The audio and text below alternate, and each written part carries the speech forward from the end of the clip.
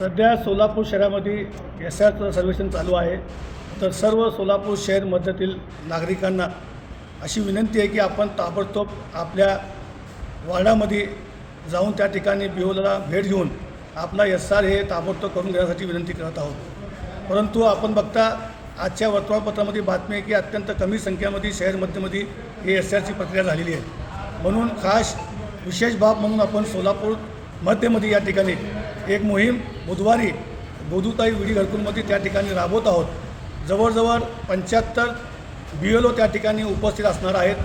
तर सोलापूर शहरातली जे काही आपले सभासद किंवा नागरिक असतील जे पूर्वी राहायला इथं होते आणि आता राहायला ते गोदूताई विडी घरकुलला गेलेले आहेत, त्यांनी त्या ठिकाणी त्यांना व्यवस्था केलेली आहे की आपण बुधवारी सकाळी 10 वाजल्यापासून ते संध्याकाळी 5 वाजेपर्यंत सोलापूर शहरातले शहर मध्यातील सर्व BLO त्या ठिकाणी उपस्थित असणार आहेत. आपण सर्वांनी आपला सर्व काम बाजूला ठेवून त्या ठिकाणी जाऊन आपण एसआर करून घ्यावा. त्याच्यामुळे तुमचं नाव पुढील मतदार यादीमध्ये येतील आणि तुमचा सर्वे त्या ठिकाणी होतील. अन्यथा जर तुम्ही एसआर नाही केलं तर भविष्यकाळामध्ये फार मोठा संकट येण्याची संभावना या ठिकाणी आहे.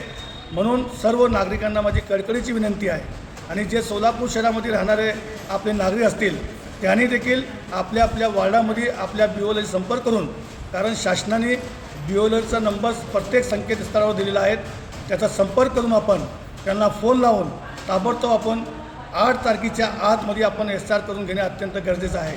कारण 8 तारीख ही शेवटची तारीख आहे एसआर करायची. म्हणून सर्व नागरिकांना कळकळीची विनंती आहे की आपण ताबडतोब एसआरच्या प्रक्रियेमध्ये भाग घ्यावा आणि आपल्या कुटुंबाचा एसआर त्या ठिकाणी करून घ्यावा. आणि खास करून गोदूताई विडी घरकुलच्या आणि रेनगरमध्ये राहणारे सर्व सभासदांना माझी विनंती आहे की आपण आपला एसआर गोदूताई मुख्य ऑफिसमध्ये आपण त्या ठिकाणी व्यवस्था केलेली आहे. बुधवारी जवळजवळ 75 BLO त्या ठिकाणी येऊन बसणार आहेत. त्यांची सर्व व्यवस्था आपण त्या ठिकाणी केलेल्या आहेत. आपण सर्व काम बाजूला ठेवून कृपया या एसआर आपण करून घ्यावा अशी आपल्याला सर्वांना माझी विनंती आहे आणि आपण करतील आणि याच्यामध्ये सामील होतील अशी अपेक्षा करतो. धन्यवाद. इन्कलाब जिंदाबाद.